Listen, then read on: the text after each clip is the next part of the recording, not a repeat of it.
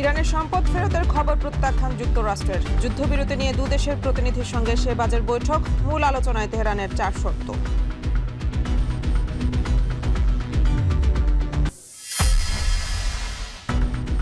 অ্যাপে fuel pass নিতে ভোগান্তি। ভারত থেকে এপ্রিলে প্রথম চালানে 8,000 টন ডিজেল সরবরাহ। জ্বালানি সংকট সহসায় কাটবে না শঙ্কা পররাষ্ট্রমন্ত্রীর। জনগণের অধিকার আদায়ে এক চুলো ছাড় নয়, সংসদের ভেতর বাইরে প্রতিবাদ চলবে, হুঁশিয়ারি বিরোধী দলীয় নেতার। নিলেন শেরপুরে নির্বাচনে আহত কর্মীর খোঁজ খবর।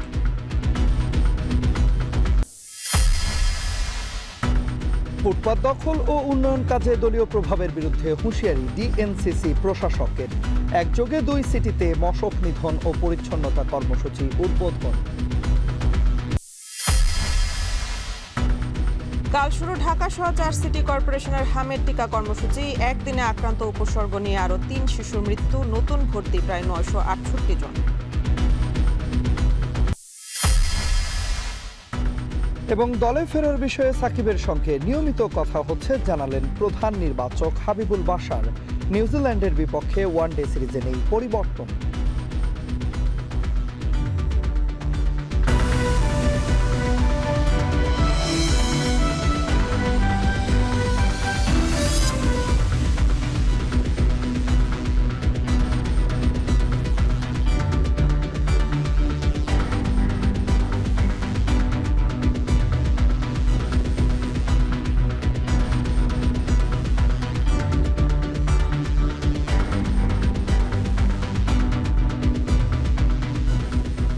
স্বাগত। এখন সন্ধ্যায় পুরো আয়োজন জুড়ে সঙ্গে আছে আমরা দুজন, আমি মেহেরিন অ্যানি এবং আমি তন্ময় কুমার রায়। যুদ্ধবিরতি চুক্তির জন্য মূল বৈঠকের আগে ইসলামাবাদে ইরান ও যুক্তরাষ্ট্রের প্রতিনিধি দলের সঙ্গে বৈঠকে ইতিবাচক বললেন পাকিস্তানের প্রধানমন্ত্রী শেহবাজ শরীফ। মধ্যপ্রাচ্যে টেকসই শান্তির পথ তৈরি সম্ভব হবে বলে আশা শেহবাজের। তবে মূল আলোচনার জন্য হরমুজ নিয়ন্ত্রণ সহ 4 শর্ত দিয়েছে তেহরান। এদিকে কাতার সহ বিভিন্ন দেশে জব্দ করা ইরানি সম্পদ ফিরিয়ে দেওয়ার খবর প্রত্যাখ্যান করেছে যুক্তরাষ্ট্র।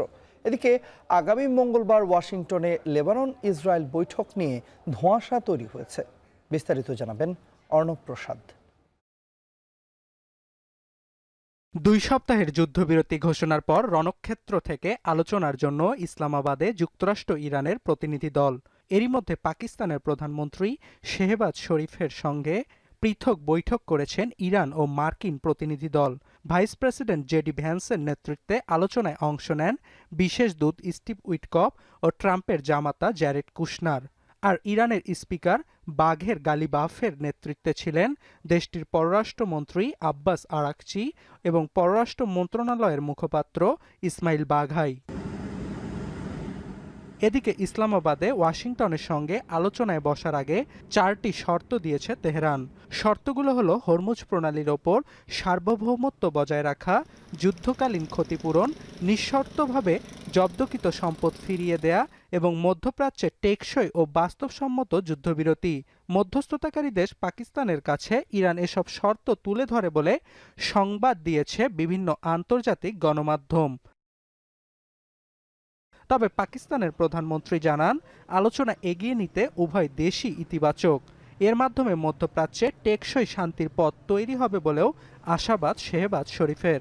তবে আলোচনায় শর্ত পূরণ না হলে কঠোর অবস্থানের হুঁশিয়ারি দিয়ে রেখেছে উভয় পক্ষই। এদিকে বার্তা সংস্থা রয়টার্স জানিয়েছে, কাতার সহ বিভিন্ন দেশে জব্দকৃত ইরানি সম্পদ ফিরিয়ে দিতে যুক্তরাষ্ট্র সম্মত হয়েছে। তবে এ দাবি অস্বীকার করেছে হোয়াইট হাউস। এদিকে লেবাননে হামলা অব্যাহত রেখেছে ইসরায়েল। এরই মধ্যে আইডিএফ ও হিজবুল্লাহ যোদ্ধাদের মধ্যে যুদ্ধবিরতি নিয়ে আলোচনার জন্য মঙ্গলবার ওয়াশিংটনে তেল আবিবের সঙ্গে বৈঠক হবে বলে জানিয়েছে বৈরুত। তবে নেতানিয়াহুর নির্দেশে লেবাননের সঙ্গে আলোচনা করলেও হিজবুল্লাহর সাথে যুদ্ধবিরতি প্রসঙ্গ স্থান পাবে না বলে সাফ জানিয়ে দিয়েছে তেল আবিব। এ অবস্থায় শেষ নিঃশ্বাস পর্যন্ত লড়াই চালিয়ে যাওয়ার পাল্টা হুমকি দিয়েছে হিজবুল্লাহ। অর্ণব প্রসাদ, এখন বিশ্ব। অ্যাপে রেজিস্ট্রেশন করে নেওয়া যাচ্ছে না ফুয়েল পাস। রাজধানীতে পাইলটিং হওয়া আসাদ গেট ও তেজগাঁওয়ের ফিলিং স্টেশনে পাওয়া গেছে এমন ভোগান্তির অভিযোগ। কর্মব্যস্ততার মাঝে তেলের খোঁজে দিনের অর্ধেক সময় পাম্পে কেটে যাওয়ায় বিরক্ত চালকরা। পর্যাপ্ত তেল সরবরাহ থাকলেও গ্রাহকের চাপ বেশি থাকায় হিমশিম খাচ্ছে পাম্পগুলো। এ নিয়ে আরও জানাচ্ছেন তানজিলা খান মিম। তেলের জন্য হাহাকার, এ যেন এখন স্বাভাবিক দৃশ্যপট। প্রতিদিন রাজধানীর ফুয়েল স্টেশনগুলোতে দীর্ঘ লাইন, তর্ক বিতর্ক, বিশৃঙ্খলা থেকে নিস্তার নেই। মধ্যপ্রাচ্যে যুদ্ধের অজুহাতে বাংলাদেশেও জ্বালানি তেলের চাহিদা বেড়ে গেলে ডিপো আর পাম্প মালিকদের পাল্টাপাল্টি অভিযোগের মাঝে ভোগান্তিতে পড়েন সাধারণ মানুষ। একই সাথে তেল বিতরণে স্বচ্ছতা নিশ্চিত করতে কিউআর কোড ভিত্তিক যে ফুয়েল পাস অ্যাপের পরীক্ষামূলক সম্প্রচার কার্যক্রম শুরু হয়েছে, তাতেও আসেনি কোনো সমাধান। গতকাল রাত থেকে দেখাচ্ছে রেজিস্ট্রেশন অফ, আজকে স্টিল নাও এখনো অফ আছে রেজিস্ট্রেশনটা। পাম্পে আসলে বলছে যে অ্যাপসে আসলে তেল বেশি দিবে, আর অ্যাপসে তো আমরা রেজিস্ট্রেশন করতে পারছি না। যারা এদের নীতি নির্ধারক তারা বুঝতে পারতেছে না, আমাদের ভোগান্তি ঘুরে ফিরে আমাদেরই। ভোর 4:30টার সময় আইসা এদের এখনো 3 নম্বর সিরিয়ালে আছে। তবে পাম্প কর্তৃপক্ষের দাবি পর্যাপ্ত তেল পাওয়ায় সরবরাহ সংকটের শঙ্কা নেই, কিন্তু গ্রাহকের চাপ অনেক বেশি। অন্য সময় যে তেলটা আসতো এখনো সেই তেলটাই আসে, কিন্তু গ্রাহকের সমস্যা এটাই সমাধান করা যাচ্ছে না। আগে যে পরিমাণ তেল সেল হতো, এখন প্রায় চাহিদাটা দ্বিগুণ হয়ে গেছে গ্রাহকদের। এই সমস্যা থেকে রেহাই পেতে দ্রুত সরকারের যথাযথ পদক্ষেপ চান ভুক্তভোগীরা। তানজিলা খান মিম, এখন, ঢাকা। জ্বালানি তেল নিতে গ্রাহকদের ভোগান্তি কমছে না। রাজধানীর পাম্পগুলোতে যানবাহনের দীর্ঘ সারি। তেজগাঁও থেকে এই নিয়ে বিস্তারিত জানাতে আমাদের সাথে যুক্ত আছেন রাজীব হোসেন। রাজীব, ডিপো থেকে কি চাহিদা মতো তেল সরবরাহের বিষয়ে পাম্প কর্তৃপক্ষরা কি বলছেন আসলে?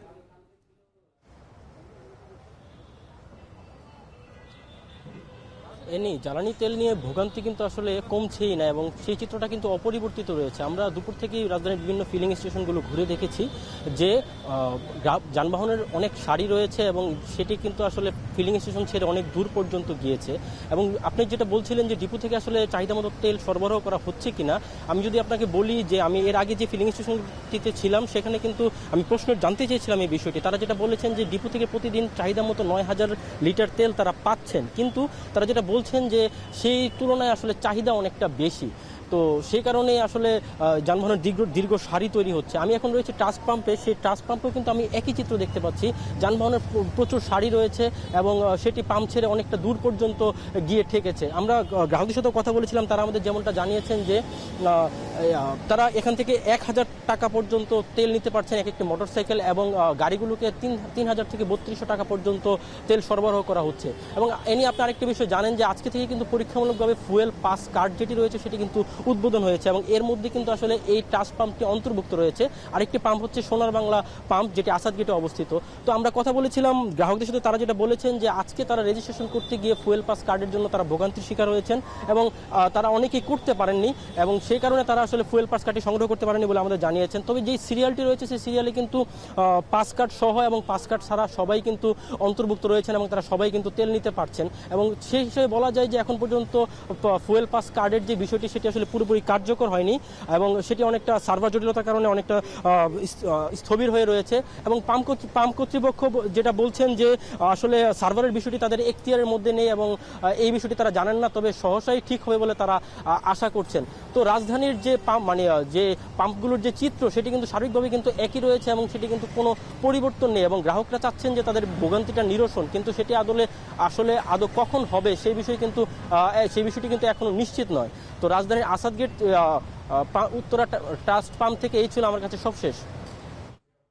রাজধানীর জ্বালানি সংকট নিয়ে জানাচ্ছিলেন রাজীব হোসেন। বাংলাদেশ ভারত ফ্রেন্ডশিপ পাইপলাইনের মাধ্যমে আরও 8000 টন ডিজেল দেশে পৌঁছেছে। ভারতের আসামের নুমালীগড় রিফাইনারি থেকে ভোর রাতে দিনাজপুরের পার্বতীপুর ডিপোতে ডিজেল পৌঁছায়। চলতি মাসে এটিই প্রথম ডিজেলের চালান। পার্বতীপুর রেল হেড অয়েল ডিপোর অপারেশন ম্যানেজার রবিউল আলম জানান, চলতি মাসে 4 ধাপে মোট 40,000 টন ডিজেল আনা হবে। এই ডিজেল দেশের উত্তরাঞ্চলের 16 জেলায় সরবরাহ করা হবে। এর আগে গেল মার্চে 3 ধাপে ভারত থেকে এসেছে 15,000 টন জ্বালানি তেল। সংশ্লিষ্টরা বলছেন, পাইপলাইন চালু থাকায় জ্বালানি পরিবহনে সময় ও খরচ কমেছে, পাশাপাশি সরবরাহ ব্যবস্থা আরও সহজ ও নিরাপদ হচ্ছে।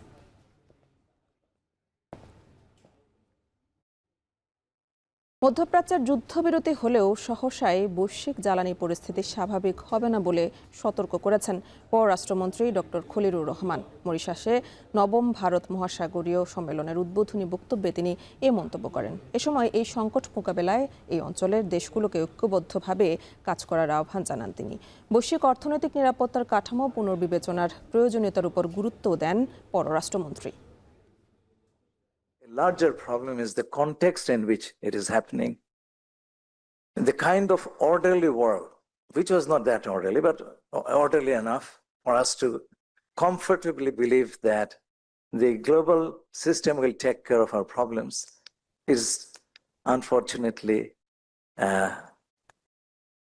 coming under very serious pressure. জনগণের অধিকার আদায়ে এক চুলো ছাড় দেওয়া হবে না। সংসদের ভেতরে ও বাইরে প্রতিবাদ অব্যাহত থাকবে বলে হুঁশিয়ারি দিয়েছেন বিরোধী দলীয় নেতা ডাক্তার শফিকুর রহমান। শেরপুর ৩ আসনে নির্বাচনে সহিংসতায় আহত জামায়াত কর্মীকে দেখতে গিয়ে এ কথা বলেন দলটির আমির। শনিবার বিকেলে আহত জামায়াত কর্মীকে দেখতে ময়মনসিংহ মেডিকেল কলেজ হাসপাতালে যান বিরোধী দলীয় নেতা ডাক্তার শফিকুর রহমান। এ সময় আহত কর্মী সিরাজুল ইসলামের শারীরিক অবস্থার খোঁজ খবর নেন এবং চিকিৎসকদের সঙ্গে কথা বলেন। সঙ্গে ছিলেন দলীয় নেতা কর্মীরা। পরে সাংবাদিকদের ডাক্তার শফিকুর রহমান বলেছেন, সরকার জনগণকে দেয়া অঙ্গীকার লঙ্ঘন করেছে। যারা সংসদে যাবেন তারা যদি মানুষ খুন করে সংসদে যায় তাহলে জাতির জন্য তারা কি করবেন এমন প্রশ্নও তুলেছেন জামায়াত আমির। একসঙ্গে নির্বাচনী সহিংসতার ঘটনায় উদ্বেগ প্রকাশ করেন তিনি।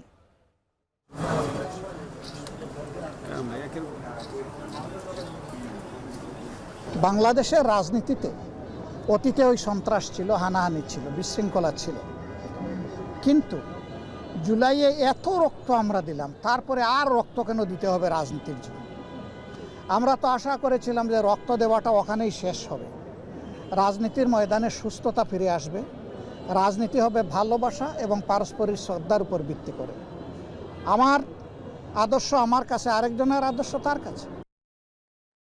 ত্রয়োদশ জাতীয় সংসদে সংরক্ষিত নারী আসনে দলীয় প্রার্থী চূড়ান্ত করতে দ্বিতীয় দিনের মতো মনোনয়ন ফর্ম বিক্রি করছে বিএনপি।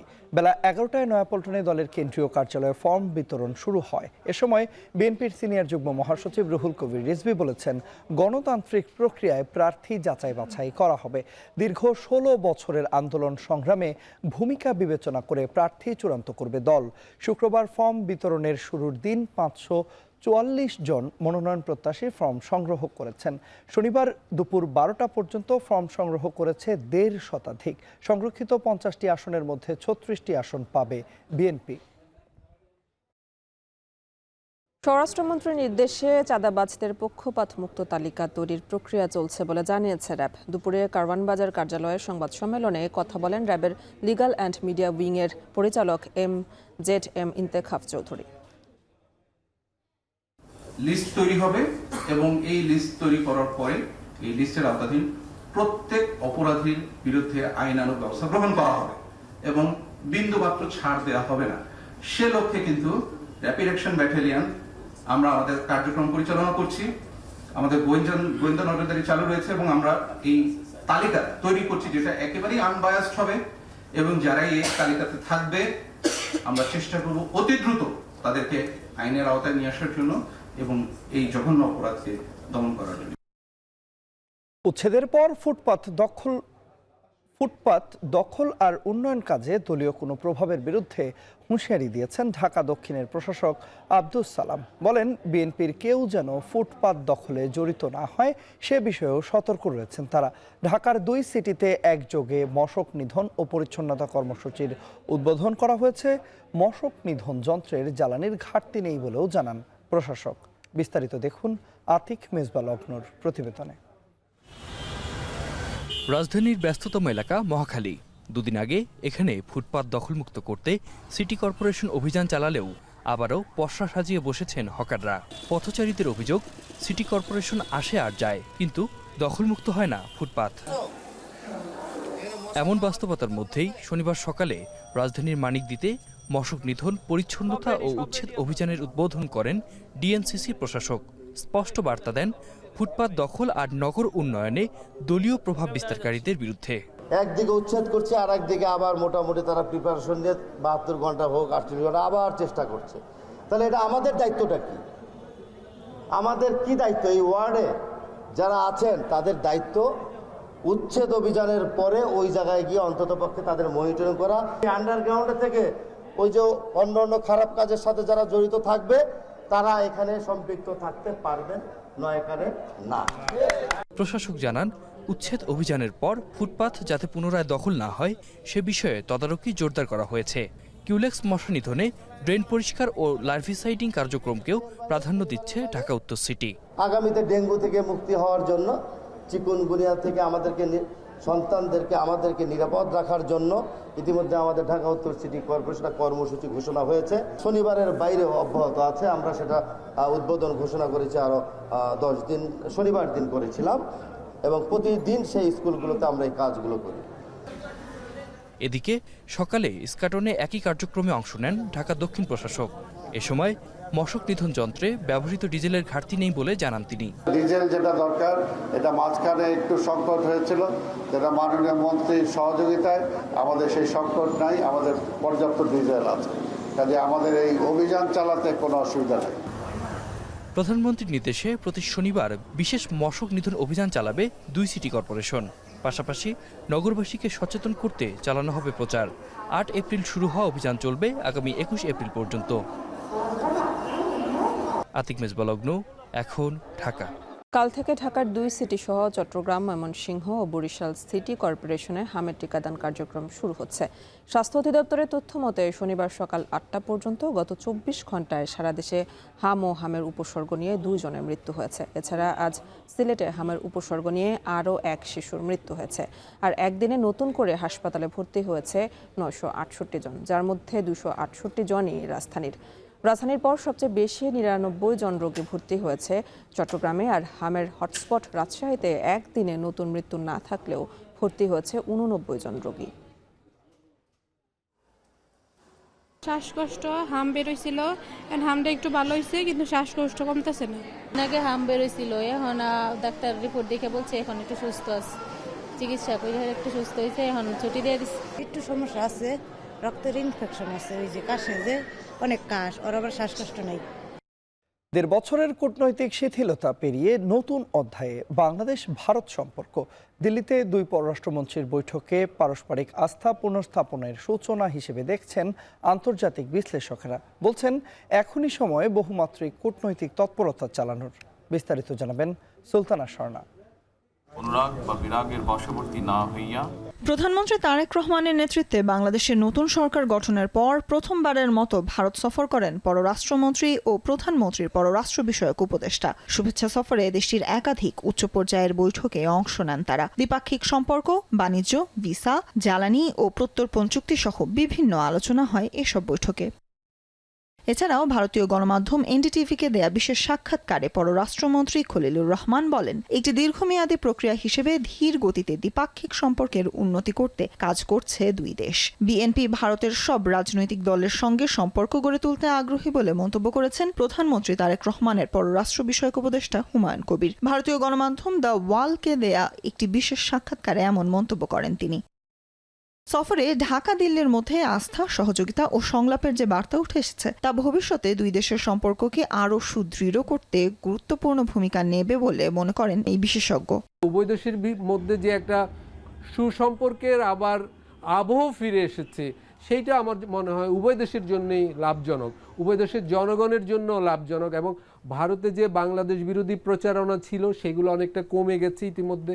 বাংলাদেশেও ভারত বিরোধী উত্তেজনা তৈরির একটা সংস্কৃতি দেখেছি আমরা গত 2 বছর, মানে 20 মাসে, সেটাও একটু কমবে এতে আমার মনে হয়, এবং এই দুটোই কমাটা জরুরি। এছাড়াও জ্বালানি, ভিসা ও হাদি হত্যাকাণ্ডে জড়িতদের নিয়ে ইতিবাচক বার্তা আসলেও গঙ্গা চুক্তি ও সীমান্তর বিষয়ে এড়িয়ে গেছে ভারত, এমন অভিযোগ করেন বিশ্লেষকরা। শুধু আশ্বাসে আশ্বস্ত না হয়ে বহুমাত্রিক কূটনৈতিক তৎপরতা চালানোর আহ্বান তাদের। সবকিছু সমাধান হবে এই সফরের মাধ্যমে, এটা হওয়ার কথা নয়, এবং কিছু কিছু বিষয় হয়তো রেখে দেওয়া হবে, কারণ একটা সময় তো একটা সামিট লেভেলে মিটিং হবেই, আজকে না হয় কালকে, না হয় 1 মাস 6 মাস হবেই, তাই না? তো সেই জায়গায় কি হতে পারে, কারণ সেখানে বড় বড় সিদ্ধান্তর একটা ব্যাপার আছে, যেখানে পরিবর্তন হতে পারে। তো আমার মনে হয় যেহেতু নির্বাচিত সরকার এসেছে, নির্বাচিত সরকার স্বাভাবিকভাবে চেষ্টা করবে যতক্ষণই পারা যায় বাংলাদেশের জনগণের যে স্বার্থটা সেটা কিভাবে রক্ষা করা যায়। অর্থনৈতিক পরিপূরকতা, আন্তঃসীমান্ত যোগাযোগ ও যৌথ অবকাঠামোর সুফল যেন সরাসরি সাধারণ মানুষের দোরগোড়ায় পৌঁছায়, সেটিই এখন দুই দেশের সম্পর্কের মূল লক্ষ্য হওয়া উচিত বলেও মত কূটনীতিকদের। সুলতানা স্বর্ণা, এখন, ঢাকা। কুষ্টিয়ার দৌলতপুরে ধর্ম অবমাননার অভিযোগে পীর হিসেবে পরিচিত এক ব্যক্তিকে পিটিয়ে হত্যা করেছে বিক্ষুব্ধরা। দুপুর 2:30টার দিকে উপজেলার দক্ষিণ পশ্চিম ফিলিপনগর গ্রামে ঘটনা ঘটে। স্থানীয়রা জানান, পবিত্র কোরআন অবমাননার বক্তব্যের একটি ভিডিও সামাজিক মাধ্যমে ছড়িয়ে পড়লে এলাকাবাসী ক্ষিপ্ত হয়। পরে শামীম রেজা নামের ওই ব্যক্তির আস্তানায় হামলা চালায় বিক্ষুব্ধরা। এ সময় গুরুতর আহত হন তিনি। পরে তাকে উদ্ধার করে উপজেলা স্বাস্থ্য কমপ্লেক্সে নিয়ে গেলে চিকিৎসক মৃত ঘোষণা করেন। খবর পেয়ে ঘটনাস্থলে গিয়ে পরিস্থিতি নিয়ন্ত্রণে আনে পুলিশ। এর আগে 2021 সালের মে মাসে ধর্মীয় অনুভূতিতে আঘাতসহ বিভিন্ন অভিযোগে কথিত পীর শামীম রেজার বিরুদ্ধে মামলা হলে পুলিশ তাকে গ্রেফতার করে কারাগারে পাঠায়। বর্তমান সরকারের মেয়াদে কোনো সিন্ডিকেটের অধীনে বাজার নিয়ন্ত্রণে থাকবে না বলে জানিয়েছেন বাণিজ্যমন্ত্রী খন্দকার আব্দুল মুক্তাদির। সকালে সিলেটে কৃষকদের হাট উদ্বোধন অনুষ্ঠানে একথা জানান তিনি। বাজার ব্যবস্থাপনায় AI এর মাধ্যমে পদক্ষেপ নেয়ার কথাও জানিয়েছেন মন্ত্রী। নিত্য প্রয়োজনীয় দ্রব্যমূল্য হঠাৎ করে লাভ দেয়, বাজার কারো ম্যানিপুলেশনের শিকার হয়, কোনো সিন্ডিকেটের অধীনে বাজার নিয়ন্ত্রিত হয়, এই কথা, এই স্মৃতি বাংলাদেশ থেকে ইনশাল্লাহ আমরা বিদায় দেব। পুরো সাপ্লাই চেইন, আমদানি থেকে শুরু করে খুচরা পর্যন্ত বিক্রয়, এই পুরো সাপ্লাই চেইন আমরা AI জেনারেটেড একটা মডেলের মধ্যে নিয়ে আসব। পরীক্ষার সময় লোডশেডিং বন্ধে সারা দেশে বিদ্যুৎ বিভাগে চিঠি দেওয়া হবে বলে জানিয়েছেন শিক্ষামন্ত্রী ডক্টর এহসানুল হক মিলন। বাংলাদেশকে যদি আমরা সোশিও ইকোনমিক্যালি ডেভেলপ করতে চাই তাহলে একমাত্র কারিগরি শিক্ষা, এই সরকারি উদ্যোগ কারিগরি শিক্ষা। আমরা প্রত্যেকটি জায়গায় কারিগরি শিক্ষাকে গুরুত্ব দিচ্ছি, আগামী বাজেটে কারিগরি শিক্ষাকে গুরুত্ব দিচ্ছি। অতএব তোমরাই হলে সে ভাগ্যবান যারা কারিগরি শিক্ষায় আছো। তন্ময়, পাকিস্তান সিরিজে থাকা ক্রিকেটারদের নিয়ে নিউজিল্যান্ডের বিপক্ষে প্রথম 2 ওয়ানডের জন্য দল ঘোষণা করেছে বিসিবি। শনিবার দুপুরে মিরপুরে বিসিবি কার্যালয়ে দল ঘোষণা করে নতুন নির্বাচক প্যানেল। আর এবার চমক না থাকলেও ক্রিকেটারদের প্রতিশ্রুতি দিয়েছেন কিন্তু নির্বাচকরা। এবং তারা যেটি বলেছেন, আগামী 6 মাসের মধ্যে ওয়ানডে বিশ্বকাপ রয়েছে সামনে, সেই বিশ্বকাপকে কেন্দ্র করেও দল গুছিয়ে ফেলার এক ধরনের পরিকল্পনাও তাদের রয়েছে। একই সঙ্গে সাকিব আল হাসানের সঙ্গে নিয়মিত তাদের যোগাযোগ হয়েছে, সেটি তারা জানিয়েছেন। তবে সাকিব দেশে আসবেন কিনা সে ব্যাপারে কিছু জানায়নি তারা। সহকর্মী আরিফুল ইসলাম সাহাবের প্রতিবেদনে জানবো বাকিটা।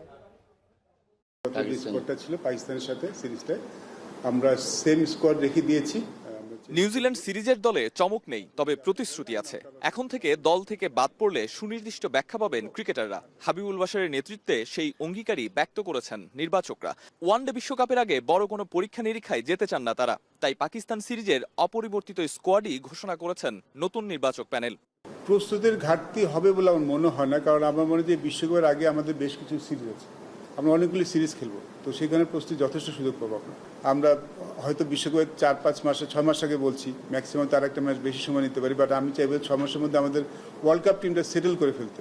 সৌম্য অঙ্কনরা পাকিস্তান সিরিজের সুযোগ না পেলেও নিউজিল্যান্ড সিরিজে একাদশে সুযোগ পেতে পারেন এমন ইঙ্গিত দিয়েছেন প্রধান নির্বাচক হাবিবুল বাশার সুমন। আর মুশফিক রিয়াদের জায়গায় মিডল অর্ডারে লিটনেই সমাধান খুঁজছেন নির্বাচকরা। তবে পেস বোলিং অলরাউন্ডার নিয়ে অস্বস্তিতেই থাকতে হচ্ছে নির্বাচকদের। আনফরচুনেটলি এই মুহূর্তে ঠিক রেডিমেড খুব বেশি আমাদের হাতে নেই, তো আমরা আমাদের জুনিয়র সিলেক্টরের সাথে কথা বলছি, যদি ওইখান থেকে জুনিয়র লেভেলে যদি এরকম কেউ থাকে তাকে আমরা এই সময়ের মধ্যে আমরা একটু ভাগ্যবান যে এই সময় আমাদের এই ধরনের কিছু খেলা থাকবে, আমাদের হাই পারফরম্যান্স খেলা থাকবে, সেখানে আমরা কাউকে দেখে নিতে পারবো। এদিকে সাকিব আসবেন কি আসবেন না সেই বিষয়টা পরিষ্কার না হলেও দেশের সেরা অলরাউন্ডারের প্রস্তুতি নিয়ে কথা হয়েছে প্রধান নির্বাচকের। আর একাদশ নির্বাচনে সরাসরি হস্তক্ষেপ না করলেও নিজেদের চাওয়া দলকে জানাতে চায় বিসিবি নির্বাচকরা। আমার সাথে 2-1 কথা হয়েছে। আমার মূল প্রথমে যখন আমি জিজ্ঞেস করেছিলাম, আমি জিজ্ঞেস করলাম ইজ হি প্রিপেয়ার্ড, এখন কি করছে, যেহেতু ও যেখানে আছে ওখানে ক্রিকেটের রেগুলার হয় না, যদিও ক্রিকেট খেলছে, তো আমি আসলে ওর সাথে এইসব বিষয় নিয়ে বেশি কথা বলেছি। বাকিটা ওর অ্যাভেলেবিলিটি তো পরের বিষয়। যে কোনো বিশ্বকাপের আগেই দল নির্বাচন ও পরিকল্পনার যেই ঘাটতি দেখা গেছে বিগত সময়ে, সেই সমস্যা সমাধান করেই বিশ্বকাপে যেতে চায় বাংলাদেশ। এবার ক্রিকেটারদের আস্থা রাখার অপেক্ষা। আরিফুল ইসলাম সাহাব, এখন, ঢাকা। শেষ করবো এখন সন্ধ্যা, তবে তার আগে শিরোনামগুলো জানিয়ে দিব আরও একবার। যুদ্ধবিরতি নিয়ে পাকিস্তানে চলছে ইরান ও যুক্তরাষ্ট্রের মধ্যে বৈঠক। মূল আলোচনায় হরমুজ নিয়ন্ত্রণ সহ তেহরানের 4 শর্ত। সম্পদ ফেরতের খবর প্রত্যাখ্যান ওয়াশিংটনের। হ্যাপে ফুয়েল পাস নিতে ভোগান্তি, ভারত থেকে এপ্রিলের প্রথম চালানে 8,000 টন ডিজেল সরবরাহ। জ্বালানি সংকট সহসায় কমবে না, শঙ্কা পররাষ্ট্রমন্ত্রীর।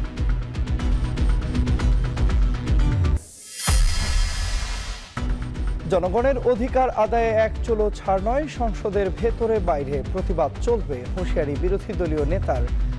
নীলেন শেরপুরের নির্বাচনে আহত কর্মীর খোঁজ খবর। ফুটপাত দখল ও উন্নয়ন কাজে দলীয় প্রভাবের বিরুদ্ধে হুঁশিয়ারি ডিএনসিসি প্রশাসকের। একযোগে 2 সিটিতে মশক নিধন ও পরিচ্ছন্নতা কর্মসূচি উদ্বোধন।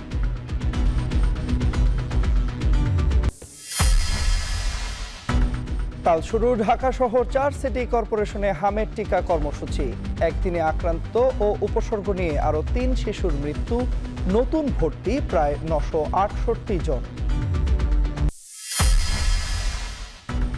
দলে ফেরার বিষয়ে সাকিবের সঙ্গে নিয়মিত কথা হচ্ছে জানালেন প্রধান নির্বাচক হাবিবুল বাশার। নিউজিল্যান্ডের বিপক্ষে ওয়ানডে সিরিজে নেই পরিবর্তন।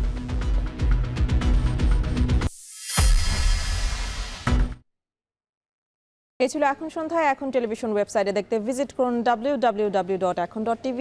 ফেসবুকে দেখুন facebook.com/tv.ekon আর ইউটিউবে দেখুন youtube.com/c/ekontv।